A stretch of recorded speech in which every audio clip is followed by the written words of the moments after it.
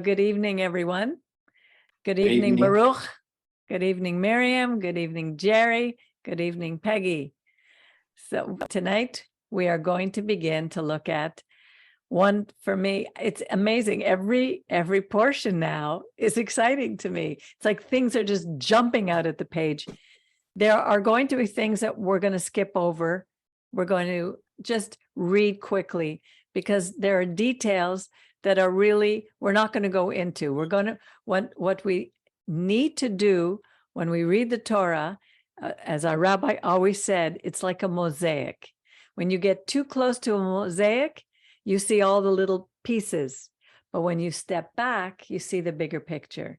So that's what I want to do during these Torah sessions, is that we are going to see the bigger picture.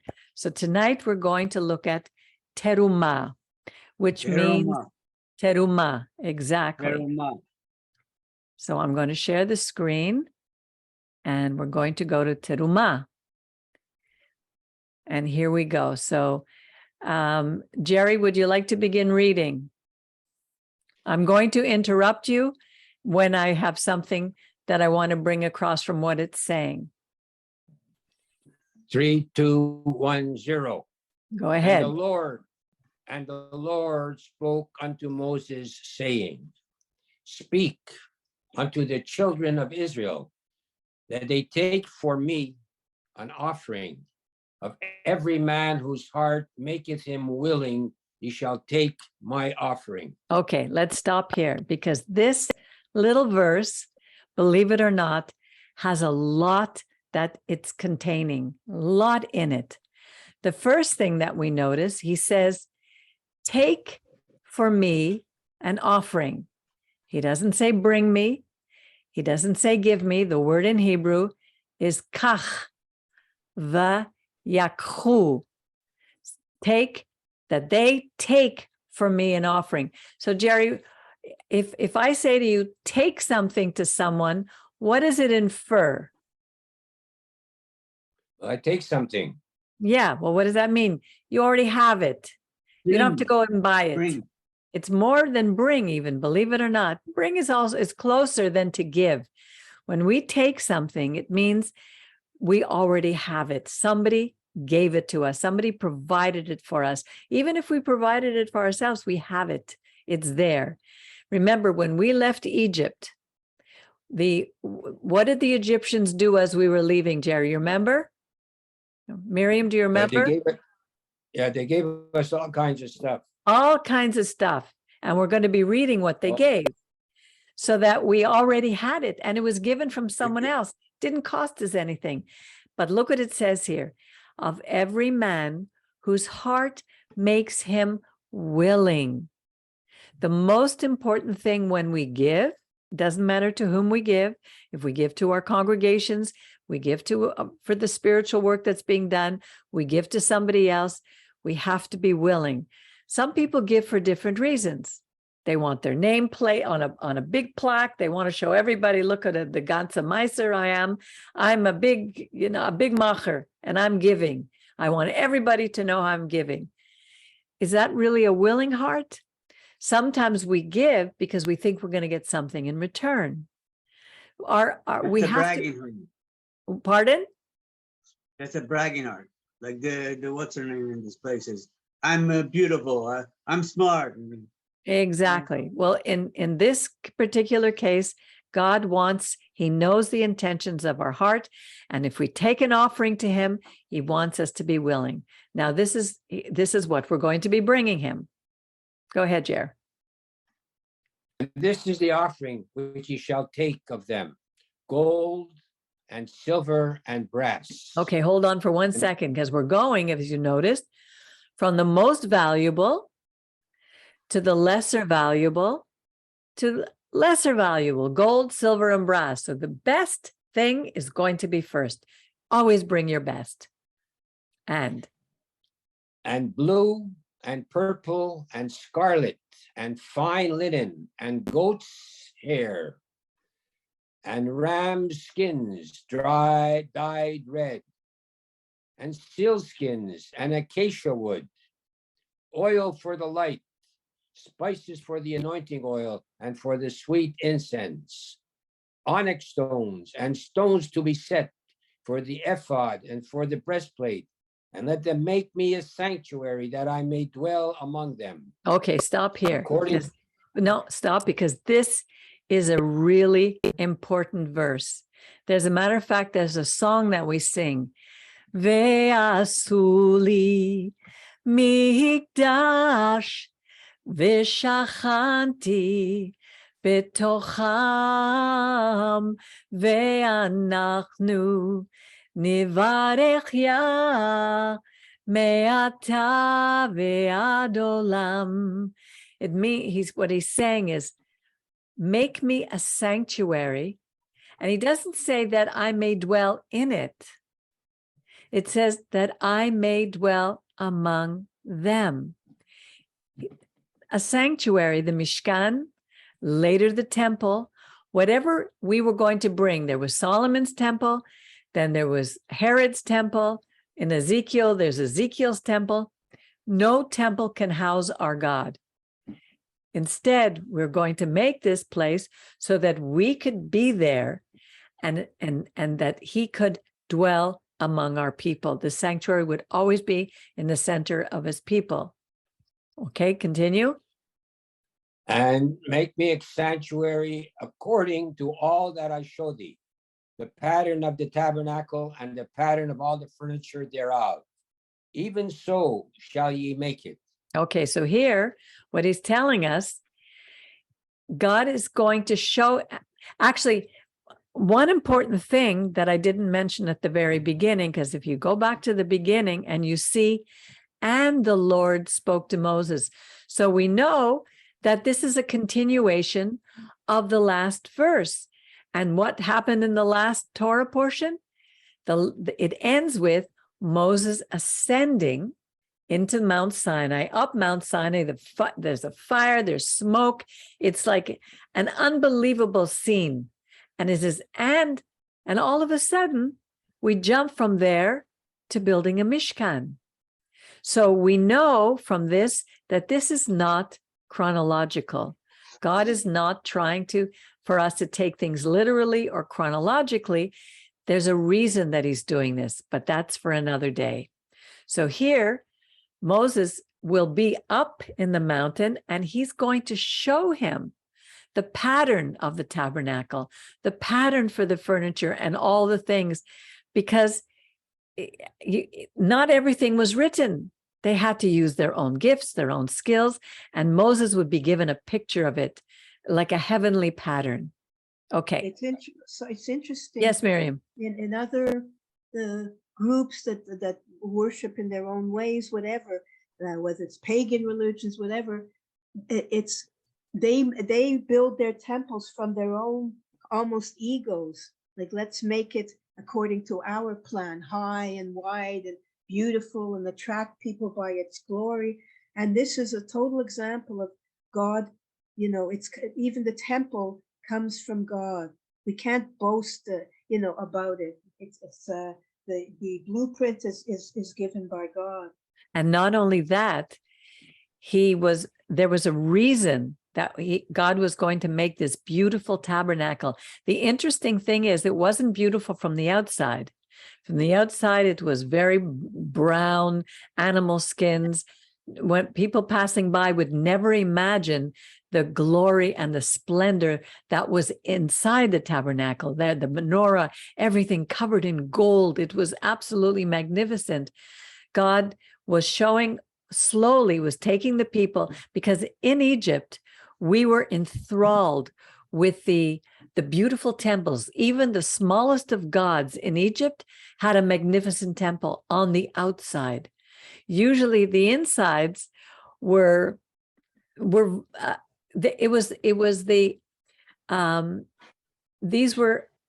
religion of Egypt was the god of death. They were worshiped death. The pyramids were tombs. The next life for them was more important than this life.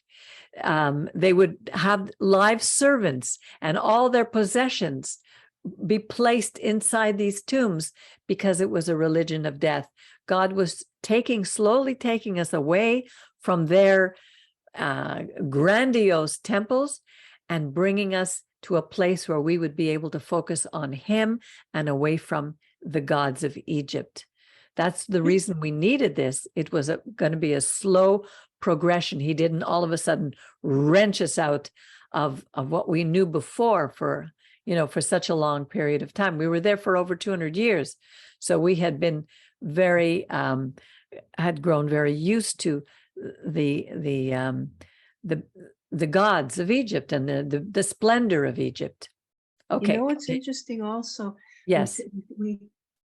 When people are very, let's say, legalistic or strict about adopting a kind of religious attitude, which really it's almost more about self-righteousness. But the idea in any extreme kind of stance on religion is that beauty and we have to be what's it called, aesthetic, with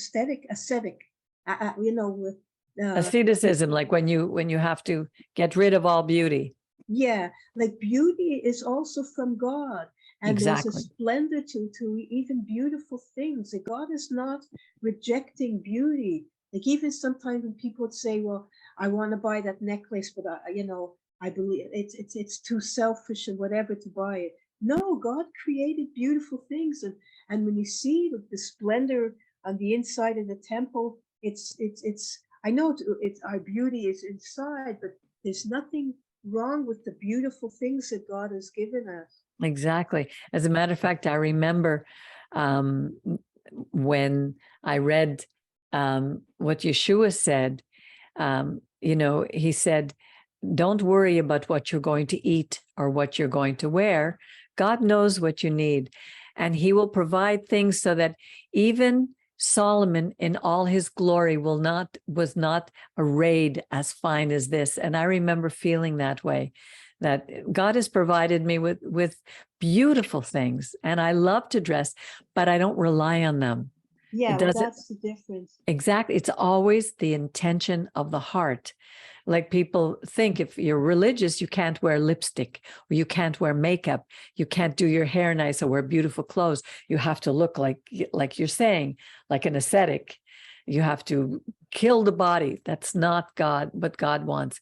God wants us to be like a garden. We're his treasure.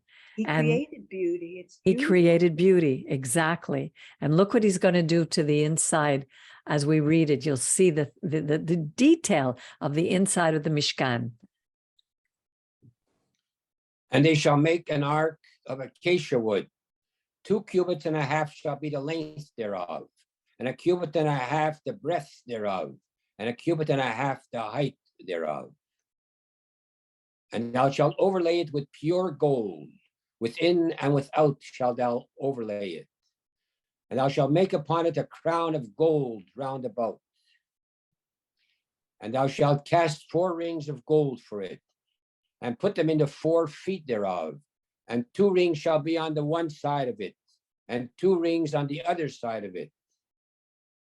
And thou shalt make staves of acacia wood, and overlay them with gold. And thou shalt put the staves into the rings on the sides of the ark, wherewith to bear the ark. The staves shall be in the rings of the ark. They shall not be taken from it. And thou shalt put into the ark the testimony which I shall give thee. Okay, here this is really important, because God is making an ark. Now these staves, like the long poles, there's going to be rings, and it will be to be able to carry the ark. And inside the ark is the testimony which I shall give you. So what is that testimony? It's called the Ha'edut. Moses was going up to receive the 2 tablets, and that would be placed inside the ark. It's like a treasure chest. And thou shalt make an ark cover of pure gold. 2.5 cubits shall be the length thereof, and 1.5 cubits the breadth thereof. And thou shalt make 2 cherubim of gold. Of beaten work shalt thou make them at the 2 ends of the ark cover. And make one cherub at the one end, and one cherub at the other end. Of one piece with the ark cover shall ye make the cherubim of the two ends thereof. And the cherubim shall spread out their wings on high, screening the ark cover with their wings, with their faces one to another. Towards the ark cover shall be the faces of the cherubim be. Hold on. Okay, so here we see now the word terumah has within it the Hebrew root rum, terumah, and rum means elevate. When I read about these cheruvim, they're like cherubs, with wings that are guarding the treasure that's going to be in it. And the word rum means to elevate. And I was thinking of how the cherubs are from the next dimension. They are spiritual beings. And here, these spiritual beings, when we are guarding a treasure, and when we take this treasure, these commandments, and we live them, this is a picture of us being elevated. To me, it's absolutely a beautiful picture. And thou shalt put the ark cover above upon the ark, and in the ark thou shalt put the testimony that I shall give thee. And there I will meet with thee, and I will speak with thee from above the ark cover, from between the two cherubim, which are upon the ark of the testimony, of all things which I give thee in commandment unto the children of Israel. Okay, this verse, when I read it, I just went, wow. There, inside the Mishkan, inside where the ark would be, there I will meet with you, and I will speak with you from above the ark cover, from between the two cherubim. So imagine when the Kohen was inside that room, and God would meet him and speak with him. God, and it says here, he will speak of all the things which I will give you in commandment to the children of Israel. God himself, the creator of the universe, would meet with us and speak with us. And what did we always want? What would happen in 1 Samuel? Remember 1 Samuel, it says, it talks about King Saul. Israel wanted a king. And Samuel was really upset with that. And God said, it's okay. Let them have their king. They're not rejecting you, Samuel. They're rejecting me. You see, there's many forms of government that we have in this world today, all different kinds, democracy, communism, socialism. They try to bring in fascism. You have oligarchy, all types of religions. But here, God is saying, I want to meet with you, and I want to speak with you, and I will be with you and protect you wherever you are. All you have to do is follow my commandments. He wanted to be our ruler, and we kept saying no. Thou shalt make a table of acacia wood. 2 cubits shall be the length thereof, and a cubit and the breadth thereof, and a cubit and a half the height thereof. And thou shalt overlay it with pure gold, and make thereto a crown of gold round about. And thou shalt make upon it a border of a handbreadth round about, and thou shalt make a golden crown to the border thereof round about. And thou shalt make it 4 rings of gold, and put the rings in the 4 corners that are on the 4 feet thereof. Close by the border shall the rings be, for places for the staves to bear the table. Staves. And thou shalt make the staves of acacia wood, and overlay them with gold, that the table may be borne with them. And thou shalt make the dishes thereof, and the pans thereof, and the jars thereof, and the bowls thereof, wherewith to pour out of pure gold shalt thou make them. And thou shalt set upon the table showbread before me always. I don't know if you can picture some of these things. Any artist, anyone who's a creative person who makes sculptures, who makes all these things, just picture and everything out of pure gold, because it doesn't decay, it doesn't rust, it doesn't erode. Gold is absolute beauty. And these things were meant to be carried forward for many, many, many years. And thou shalt make a candlestick of pure gold. Of beaten work shall the candlestick be made. This Even is its base. the candlestick is menorah. This is the menorah. You shall make a menorah of pure gold. Even its base and its shaft, its cups, its knobs, and its flowers shall be of one piece with it. And there shall be 6 branches going out of the sides thereof, 3 branches of the candlestick out of the one side thereof, and 3 branches of the candlestick out of the other side thereof. 3 cups made like almond blossoms in one branch, a knob and a flower, and 3 cups made like almond blossoms in the other branch, a knob and a flower. So for the 6 branches going out of the candlestick. And in the candlestick 4 cups made like almond blossoms, the knobs thereof, and the flowers thereof. And a knob under 2 branches of one piece with it, and a knob under 2 branches of one piece with it, and a knob under 2 branches of one piece with it, for the 6 branches going out of the candlestick. Now, Their if you knobs were and to their read, branches- if you were to read this, would you know what to do? I mean, really, you'd have to be an engineer. And that's why God was showing Moses what this menorah would look like. And I don't think that this menorah was the same as the one that would be later in the temple, unless this menorah, because from the studies that they've done, the menorah was about 70 feet high. And when it shone in, pardon? Baruch, did you Yeah. say something? Like the people who make the horseshoes, they play with the metal so they can. form They would metal. understand this exactly, the blacksmiths. But the menorah was so high that the Kohanim would have to climb up with ladders. So I don't know how high the Mishkan was. Maybe later on we'll be able to see. Okay, go ahead.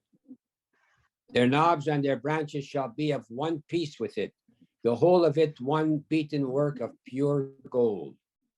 And thou shalt make the lamps thereof 7, and they shall light the lamps thereof to give light over against it. I have a question here. They mentioned 6 something, and here's 7. Yeah, because in a menorah, just like the Hanukkah, which has 8, you always have the one in the middle, or the one at the end is called the shamash, that lights the other ones. And the tongs thereof and the snuff dishes thereof shall be of pure gold. Of a talent of pure gold shall it be made with all these vessels. And see that thou make them after their pattern, which is being shown thee in the mount.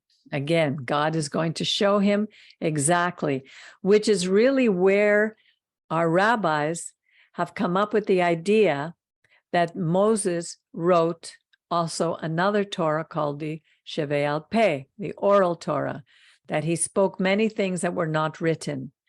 But basically, the written Torah needs to be the guideline for any other writings that come afterwards. If it doesn't agree with the written Torah, then we have to question whose idea it is. Miriam, would you like to read? Just a little bit, Rob. You know, I don't find reading easy, but So go ahead. yeah, okay, okay.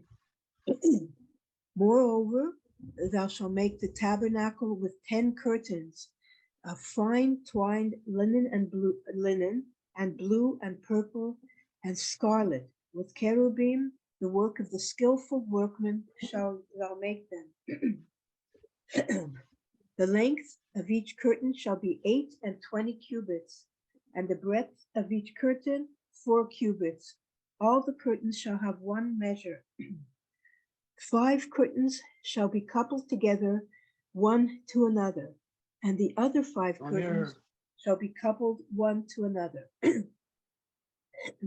And thou shalt make loops of blue upon the edge of one curtain that is outmost in the first set, and likewise shalt thou make in the edge of the curtain that is outmost in the second set. 50 hoops shalt thou make in one curtain, and 50 hoops shalt thou make Loops, in the edge the of the loops. curtain that is the second set. The loops shall be opposite one to another. And thou shalt make 50 clasps of gold, and couple the curtains one to another with the clasps, that the tabernacle may be one whole. And you shall make curtains of goat's hair for a tent over the tabernacle. 11 curtains shall thou make them. Imagine you had 11 curtains that would be on the outside of goat's hair. It's amazing. The length of each curtain shall be 30 cubits, and the breadth of each curtain 4 cubits. The 11 curtains shall have one measure. And thou shalt couple 5 curtains by themselves, and 6 curtains by themselves, and shall double over the 6th curtain in the forefront of the tent. And thou shalt make 50 loops on the edge of the one curtain that is outmost in the first set, and 50 loops upon the edge of the curtain which is outmost in the second set. And thou shalt make 50 clasps of brass, and put the clasps into the loops, and couple the tent together, that it may be one. And as for the overhanging part that remaineth of the curtains of the tent, the half curtain that remains shall hang over the back of the tabernacle. And the cubit on the one side and the cubit on the other side of that which remains over in the length of the curtains of the tent shall hang over the sides of the tabernacle on this side and on that side to cover it. And thou shalt make a covering for the tent of the ram skins, dyed red, and a covering of seal skins above. Yeah, the seal skins. There were no seals in the desert. So I think that they didn't know what that word was. They put sealskin. There are other places that have other words for it, but we don't know what animal that really was. Yeah, I have a question. Doesn't make Peggy. sense. Yes, Jerry. Yeah, the question is, they mentioned gold, silver, and brass. I think I've heard another translation that said gold, silver, and copper. And some say gold, silver, and bronze. But I'm not sure if they had bronze. But copper. I've heard the word copper. Well, I know in the temple, there was certainly copper in Israel. But right now they're not there yet. So, I don't know what it is. Is that important? No. Just what you mentioned here, they're using a different name for something. Right. I'm not sure if they had bronze at that time. But I've heard the name gold, silver, and copper. That's why I mentioned it now. Yeah, it could be brass too. It was just a matter of showing that there were different levels of value that they had, and they were given everything from Egypt. So, Miriam, are you okay to continue, or do you want to take a break? I just find it hard because of anyway, listen. Is that a yes or a no? No, I prefer not. Continue. Okay. Yeah. And you shall make the boards for the tabernacle of acacia wood standing up. 10 cubits shall be the length of a board, and 1.5 cubits the breadth of each board. 2 tenons shall be on one board. You know what? I don't think we need to continue reading this whole thing, only because really it's for the listener and for us, unless we're going to go into all the idea of everything that they were making, it's just a very elaborate thing. And it's not the focus of what I want, how I want to see Terumah. But basically, we're going to see all the things that they were putting onto this beautiful temple. And it gave them things to do. I mean, here they were in the desert. I don't know if they were waiting for Moses to come down. I have a feeling that this was after, but I'm not really sure, because I know Moses went up, and while he was up there 40 days and 40 nights, they were starting to get worried. What was going to happen? Where was he? Why did our leader leave us? What's going to happen to us? And then he convinces Aaron to build the golden calf, to take them back. Moses comes down, then he sees them. God told him, you better get down because they're sinning. They were building a golden calf. They end up killing a bunch of their fellow men who had built this calf and who were worshiping the calf. And then Moses had to go up again another 40 days and 40 nights. The Mishkan was built at a time, it'll be the beginning of the building of the Mishkan. Then we'll read about the golden calf, and then we'll read about the continuation of the Mishkan, which is a picture of how the Mishkan would envelop the sin of the golden calf, which is God showing us how he always has us covered. Okay, so it's 27. This is the end. You shall make the ark of acacia wood. You shall make the horns. You shall make the pots, the grating of network for brass, put it under the ledge, the staves. It's continuing to show all the things that were going to happen. And instead of us really going through each detail, we have to just, again, sit back and understand why these things. Command the children of Israel to bring pure olive oil beaten for the light, to cause a lamp to burn continually. This is where we get the Ner Tamid. Exactly. In every synagogue, we have a lamp that burns continually, and it's from this. And it had to be pure olive oil because it's extra virgin, Brian, extra virgin olive oil.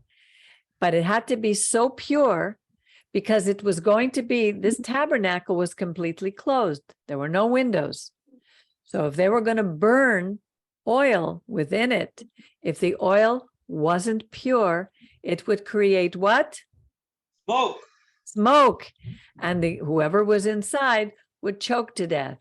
So every item, every detail was clearly thought out. And in this tent of meeting, without the veil, which is before the testimony, Aaron and his sons shall set it in order. You see, they hadn't set up the whole priesthood yet. That's why we know this is later, to burn from evening to morning before the Lord. So that was one of the tasks that Aaron and his sons would have, was to always be guaranteed that this fire, this Ner Tamid, never went out. It shall be a statute forever throughout their generations on behalf of the children of Israel. Now, this is, I think we went too far because it was, this one here is going to be Tetzaveh, which is next week. So we end actually with all the instruments of the tabernacle in all the service of all the pins of the court shall be brass. So this basically is the end of this complete parasha. And next week, we're going to go here, Tetzaveh, where we talk about the lamp and the continuation of the Mishkan. And I'm not sure at what point, but I know the next point will be the sin of the golden calf. So, but for me, there were several issues that were very important. Was one, that rum from Terumah means to elevate. And when we allow ourselves to be obedient to God and to his commandments, we are elevated. The picture of the cherubim show us that there is another realm. Very clearly, these were not earthly creatures. And God was showing him how to build the tabernacle on earth in the pattern of maybe another tabernacle that is in the future, in the rebuilt Jerusalem, in the heavens. It's hard to know, but all I know is that we have a picture of what God is trying to show us, that there's something so much more than what we have here on this earth. Well, remember the sapphire when he went up and he saw the sapphire throne? I find that so So beautiful. And the picture of the burning bush. Yeah. How did a bush all of a sudden, there is a literal bush that burns in the desert, that it's what's called a combustion, it just spontaneous combustion. When with the heat of the desert, this bush will burn. That's not the miracle. The miracle was that God spoke to Moses from this bush and told him, take off your sandals because you are on holy ground. I love the fact that God would meet us there. And how does that relate to us in our lives today? Does God hear us? Does he meet us? Does he speak to us? What I find always so beautiful, and I remember years ago when I was taking courses at a Bible school, and when we were doing Exodus, Leviticus, or some of these passages that kind of can seem on one level boring, it was like at one point I just felt such almost a joy from this, because God comes into our world and mixes, like we are part of, the spiritual and the earthly are not really separate. When God comes into the very simple things in our life, dishes and pots and pans, and he elevates it for us to see. We elevate pots and pans and they take on a sacred function. It's like so beautiful how the simplest things of this earth are just, when you have God, they become, I don't know, it's like that word, it's like an elevation, that the people call the sacred and the profane, but it's so beautiful. It is. And at the end of Zechariah, when it says, on your pots, which shall say something to the Lord, or something. Remember that last part, last chapter, whatever. Exactly. I always found that so amazing. Yeah. God uses the earthly things to show his glory and his beauty and his majesty. It's like, for me, the idea also of, that picture of the burning bush and God saying to Moses, take off your sandals, you're on holy ground. It's like the sandals that walked on earth represented very earthly things. And he was to take them off because he was going to be leaving these earthly things behind for a few moments while he was in the presence of God. And, for me, it's a picture of Israel in, where we need to balance the earthly and the spiritual. If we become too spiritual, we can't live on this earth. We can't be practical in our nature. God wants balance. If we have too much earthly and no spiritual, then again, we're not elevated. I remember our Rabbi always spoke about, when you walk with God, when you obey his commandments, you're living life on what's called an upward spiral. It's like sometimes we experience something, and then we find after a while, we seem to experience the same thing again that we have to deal with, some test, some trial that we've been through. But because we're on an upward spiral, it's like taking 2 steps forward and only 1 step back, 2 steps forward and only 1 step back. So we're always going up. Without God, very often we're on what's called a downward spiral. And there's very little hope in that. So this also sorry. No, it's okay. Okay. What I love about combining let's say the sacred and the profane, or the earthly and the heavenly, so to speak, is that they're not separate. Like, for example, in on Shabbat, when you pray over the wine and the bread, it's not the bread itself that's holy, but it's a very earthy thing to do to sanctify that bread. It's making a separation of even of that bread and of that cup of wine. And that really is what life is about when you have God.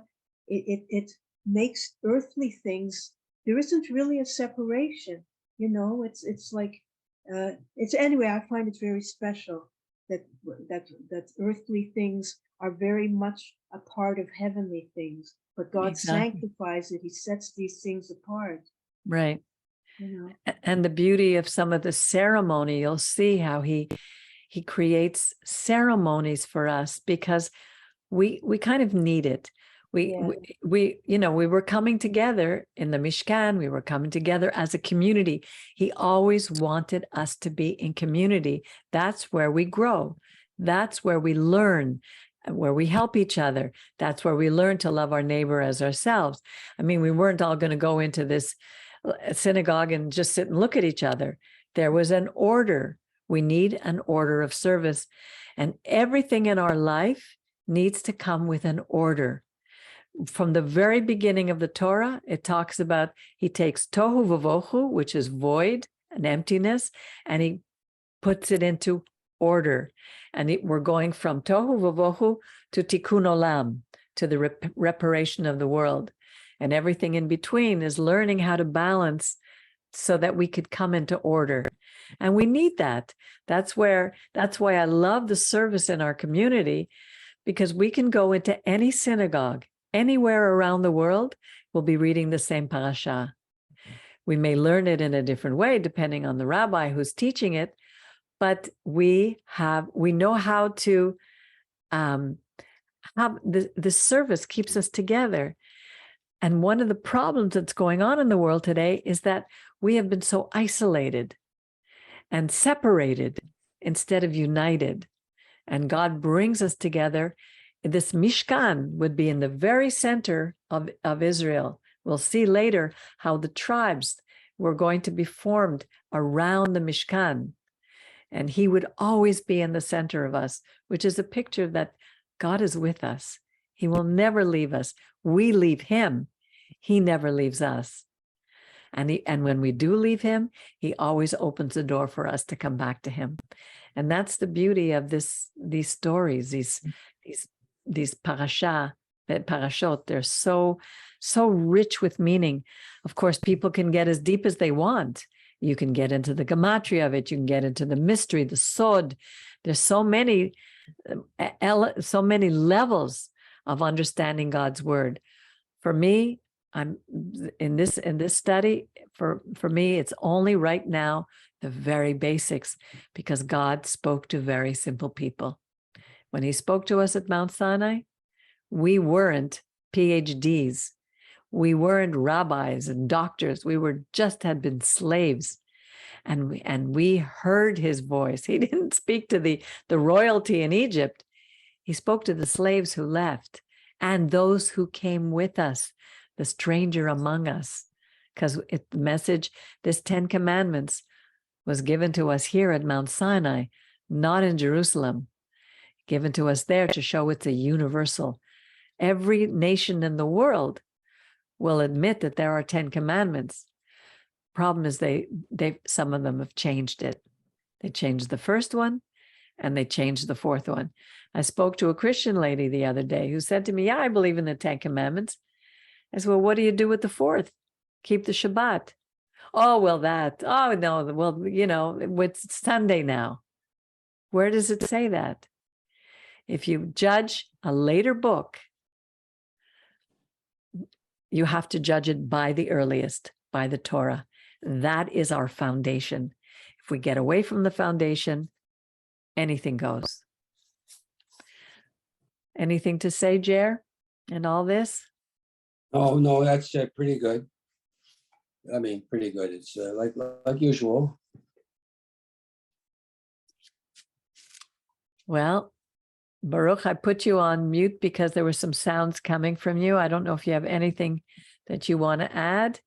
I can ask you to unmute. Let me see if there's anything else I made in my notes that I missed. I think that's it. But again, we have to remember that what we said we are descendants of the people who stood there at Mount Sinai. We said, all that you say we will do. And that's what our life is about doing what God tells us. It doesn't mean that we give up our free will, because within the confines, within the boundaries of the 10 Commandments, we have a lot of room. We have room to live. We have room to help each other. We have room to love our neighbor. We have room to be kind to each other and to ourselves. And so Or it we really have is. the will, we can disobey. And we have the free will to disobey. The issue is we are free also to suffer the consequences of our own disobedience. And we need to remember that there are consequences. Yes, Jer.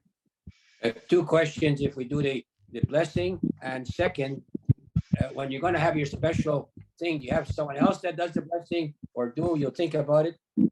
What are you talking about? Purim? For Purim? Yes. Does someone do it regularly at your synagogue, so they're going to do it? Yes. Yes. You mean on Purim, if we're going to have the, you're very welcome to do that. No. I'm not trying to influence it one or the other. No, but just to wanna tell know- you the truth, I hadn't put that in the program, but I definitely will. Okay, So I'm just saying, if someone else does that regularly, it's okay. Whatever, yeah, we have someone who does it regularly on whether he'll be there or not. I don't know. I didn't ask him. Up to now, I don't know who's attending, but Well, whoever is there. You could have two people doing it at the same time as well. Yes, that's But very it true. it won't work at the same time because of the Zoom, eh? No, but you're definitely welcome to do it. It would be a pleasure for us to have you. It's just that I just want to know what your plans are. That's all. Yeah, well, my plans are evolving. Right, exactly. You got it. Yeah. There's some kind of, Brian, as soon as you come on, there's some kind of a sound. I'm going to put you on mute just to see, because it sounds like there's wind in your microphone. Hold on. Yeah, well, see, as soon as I put you on mute, it's not there anymore. Anyway, Are you so moving? Are you moving the phone or something? no, it doesn't seem to be. No. Anyway, we'll mine. deal with that afterwards. Jerry, would you like to read the, Blessed Yep. art thou, Lord our God, King of the universe, who has sanctified Kohanim with the holiness of Aaron, and commanded Kohanim to bless the people Israel with love. Baruch ato Adonai, Eloheinu melech haolam, asher kiddushanu b'kdushasoi shel Aaron, v'tzivonu levarech et amo Yisrael b'ahava. Yevarechecha Adonai v'yishmorecha. Yo'er Adonai ponav elecha v'chuneka. Yiso Adonai ponav elecha v'yosem lecha shalom. V'samu et shemi al b'nei Yisrael v'ani arvorchem. may the Lord bless you and keep you. May the Lord shine his face upon you and be gracious to you. May the Lord lift his countenance upon you and give you his shalom. So shall they put my name upon the children of Israel, and I will bless them. Thank you, ladies and gentlemen, for being with us tonight. And I wish you a Shabbat Shalom, and I look forward to seeing you on Shabbat. Have a wonderful evening. And until next week, when we study Tetzaveh, have a wonderful, wonderful evening. Shalom, shalom. Shalom, shalom.